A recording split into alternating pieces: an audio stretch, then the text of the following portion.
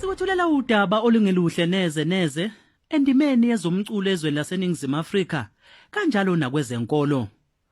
Akasekho emhlabeni uDokotela uThulani Manana, umnikazi wesikhalanga abamaziyo bebembiza ngobhuti omdala. uDokotela uManana udlule emhlabeni ngemuva kokugula endaweni eyisibhedlela saseBathesda eMkhuze esifundazweni saKwaZulu Natal. Kanti-ke uDokotela uManana udlula emhlabeni nje ubeseneminyaka engama-54 ubudala. Besikhona-ke ngalesi sikhathi abaholi abebehamba naye uhambo lwezenkolo behambela umndeni wakhe. Njengalokhu bephinde babonisana nangeinhlelo zokumkhumbula uDokotela uManana. Ake siboneke esikhulumisane nabo. Angibingelele nonke babukeli nabalaleli bohlelo lwethu la liphethwe khona indoda yakithi uMfanelo kaZanibe. Ngifisa ukuthi ngibike lolu hlobo lombiko oludabukisayo noluzwisa ubuhlungu lokundlula emhlabeni kaMfowethu uThulani Manana, obekade aziwa ngokuthi futhi ube nguDr. Thulani Manana, kodwa abaningi lapha esikhalangeni abambiza ngalo igama bebathi ubhuti omdala, bayazi ukuthi belisukela kuphi.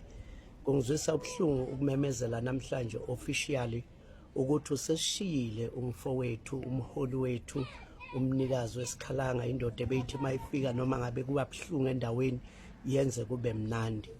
Usehambile uDr. Thulani Manana, uhambele esibhedlela saseMkhuze eBathesda Hospital izolo bekuyiSunday, ushiye ngesonto esibhedlela saseBathesda eMkhuze. Kodwa uzobuya eze ekhaya la ezofika afihlwe khona. Imininingwane yethu ke kahle uThulane iminyaka yakhe abaningi bebambona egijima esikhalangeni noko bese ikhulile indoda beyina about 54 years. Uthulane iminyaka yakhe yokuzalwa okuningi ngeke sichaze manje ngoba kusekusha, kodwa njengomuntu omdala bengithi angibike officially ukuthi useshilo umfowethu. Ngiyabonga nawe baba wethu Mfanelo ukuthi uma kunento ezinje ugijime ukuze uThulane bangasiwethu sodwa bekuwa abantu bonke umhlaba wonke uthintekile. Ngiyabonga kakhulu kuleli thuba usinike lona lokuthi sikhulume ngempilo yakhe. I thank you. Kunjalo siyamazi begijima ngokumculo wakhe nephimbo lakhe limtoti. Umuntu uzobuza ukuthi mhlambe ngabe ukwedlula kwakhe emhlabeni kube ngani, ngoba phela umuntu mayisuke engeniswe esibhedlela ziningi izimo. Impela umbuzo omuhle loyo. uThulane kunekhathi la bekagula khona ngempela, sibona ukuthi uThulane uyagula, kodwa kule game ngamanye amagama kuba kusiza ukuthi ngiyakholwa ngabe ngithi usizume kakhulu, ngoba uThulane uhambe nje kuumuntu naye uyofike enza umsebenzi kaThixo phambili endaweni la eyakhona, ehambe ngako lokho kokusebenza kwesikhalanga.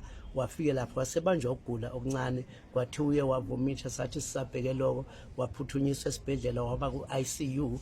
Then sagijima sinabo bavulakazi ukuthi siyobheka ukuthi ngempela kwenzeka kanjani. Sathola ukuthi indoda impela kunzima kakhulu. Into angilimaze ngayo baba noma esilimele ngayo ukuthi ubenganyakazi wonke lamalanga, kodwa sithe masifika sihlabelela sikhuleka lapha waphakamisa isandla wanyakaza, saba nalelo themba.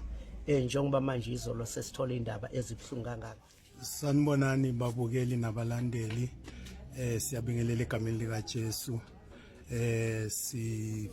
Sifika nje sibingelela ngendaba ezibuhlungu ezenzakele ezikamfowethu uDokotela uThulani Manana osesishile emhlabeni.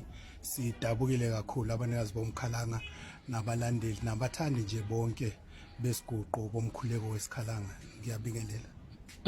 Siyazwelana nani mholi, siyazi ukuthi insizwe benigijima nayo nakuba ke bese kuyingqwele uma ngabe ke sikhuluma ke ngobudala ngokweminyaka nanomsebenzi. Ube umuntu ebeniphila naye mawungasichazela kabanzi. Yebo besiphila naye, iqembu lakhe labanikazi bomkhalanga, mina ngingumphathi walo iqembu lakababa uThulani Manana. Yeah.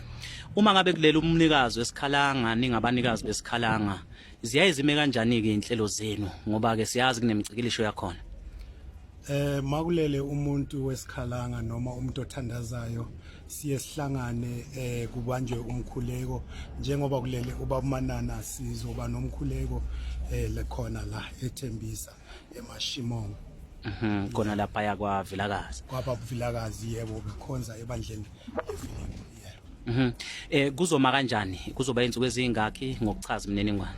Yebo kusukela kusasa nje masosha siyayibamba ngo6 kuze kushaya u10 ebusuku. Nangolesithathu ngo6 kushaya u10 kunqamuke ngolesine ngoba sizoba nememorial service yakhe ubaba Manana ngolesihlanu siyabuya 6 to 10. Ngibingelele bonke abathandi baka baba Manana namhlanje esingaye bafowethu ungumlungisi lona okwasibiya ungumfundisi ebandleni laseFilipi lapho ubaba Manana kade ekhonza khona. Silapha nje bafowethu sidabuleke kakhulu ngokulahlekelwa umholi wethu ebesidonsa naye umlayezo njengawudlulisa einkumbini zonke zabathandi bomculo wakhe namaziyoni onke bafowethu. Bengicela ukuthi sikudlulise manje siyazi siphatheke kabi silimele kodwa ukuze sizomkhapha kahle indlela yakhe ibe mhlophe noma kubhlungu bafowethu kodwa siyacela nasebandleni labaFilipi bantwana bakwethu silahlekelwe isizwe sonke kodwa sicela ukuthi bese siqinisa inhliziyo ukuze sikwazi ukukhapha umholi wethu simphelezele indlela yakhe ibe mhlophe. Sicela ukuthi singabe sisakhala noNkulunkulu azaniqinise bafowethu anilahlekele nonke umhlaba wonke lapho izwi lakhe belifinyelela khona bemuzwa baningi abaphendulile ngomculo wakhe namhlanje abanye bebengakholwa bakholwa ngoba babebonela kuye eyisibonelo esihle. Engingakusho nje ukuthi ngiyacela ukuthi siqinise inhliziyo simkhulule ahambe simphelezele kahle ngokuthula indlela yakhe ikhanye. Ngiyabonga. Amen. Thanda ukubolisa lokhulumayo uNkosinathi umfowabo Manana omncane. Singumndeni silahlekele kakhulu, singumndeni wakaManana silahlekele kakhulu. Umfowethu bokumuntu othanda abantu, bokumuntu bekabalekile emndenini. Njoba sihlangene kanje singumndeni silimele kakhulu. Sihlangene nje singabafowethu abobu David, sihlangene nabantwana bakhe bonke nabodadewethu. Siyalila nje emoyeni silahlekelwe kakhulu nesizwe sonke silahlekelwe ngoba umfowethu bekumuntu olapha abantu ngomculo wakhe, bekumuntu futhi othanda abantu. Siyakhala kakhulu nje singumndeni. Siyafisa ukuthi njoba kuyinkonzo yakhe engathi bonke abantu abamthandayo bangeza kuzo zonke le nkonzo ezakhe ezikhona, nathi singumndeni basiduduze sizizwe nathi sibalekile, sizizwe nathi enqebeni esikulo sipholiswa abantu abazobe bakhona. Sithi nje siyacela ukuthi bonke abamaziyo mabaphume ngamandla bazobona umfowethu okugcina ngoba lena isikhathi sakhe sokugcina sokuhamba kwakhe. Siyabonga kakhulu singumndeni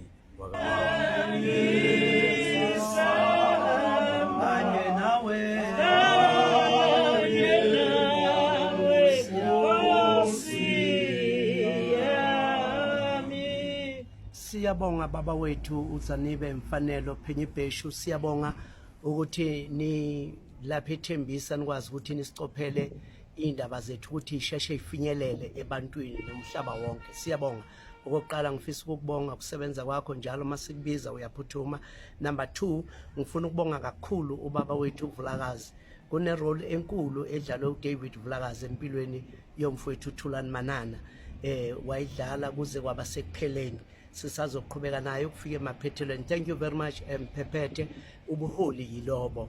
Number 3 ngifuna ukusho ukuthi Zanibe akusiyo ukuthi uManana ube ngumhlabeleli nje wamaZayoni, kodwa indlu yethu yamaZayoni bekuyindlu edelelekayo nomculo wethu bunganakwa ubuthathelwa nje phansi, kodwa kuvuke amadoda njengabo aphakamisa ukuthi lo mculo wethu uhlonipheke uthandwe ngabantu kangangokuthi ngisho abantu bebangakholwa bebawulalela umculo. Wherever we go with Thulani bewuthi hawu uyu Manana umthola ukuthi lo muntu akakholwa, abadala bemthanda. Silahlekelwe kakhulu. So in short siyabonga ukuthi into zakhe zonke zizofinyelela emaphethelweni. Sekushiya ukuthi Thursday imemorial service yakhe eRabasotho Hall sicela bonke babe khona. madoda ngiyanika nami ukuthi kuyobe gwaba kwamina ngalelo langa 12 o'clock siyaqala eRabasuthu Hall memorial service yakhe until late, and then siphinde futhi Saturday bengicela ukuthi uma yofika ekhaya uma bekhona futhi insizwe igwabayo sigwabe naye masimngenisa ekhaya eStanderton, and then bese uyafihlwa Sunday la siyobe sesivala konke ipage lakhe. Ngiyakhuleka ukuthi uNkulunkulu anithwala umhlaba wonke niseza nokulungiselela umncwabo wethu womfowethu Thulane. Ngiyabonga kakhulu, ngiyabonga amaFilip ukuthi impela sime noThulane iningi role ayidlalile kwakhona la ebandleni, wamisa izinto eziningi la ebandleni, silahlekelwe kodwa ke indlela yona iyaqhubeka. Ngiyabonga kakhulu.